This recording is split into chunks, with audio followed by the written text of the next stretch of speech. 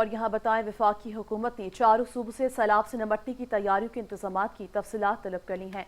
इस ज़मन में federal flood commission के इजलास में किए गए जायजाती इजलास के मिनट्स जारी कर दिए गए हैं। फेडरल फ्लड कमीशन ने चारों सूबों को मिनट्स की कॉपी इरसाल कर दी है। इसी हवाले से मजीद जानेंगे नुमाइंदा 5 न्यूज़ शकील नाइट से। जी शकील, बताइएगा। जी देखें, वफाकी हुकूमत ने चारों सूबों से सैलाब से निपटने के लिए जो तैयारियां किए गए उनकी इंतजाम जो हुए हैं इनकी तफसीलात तलब कर ली है।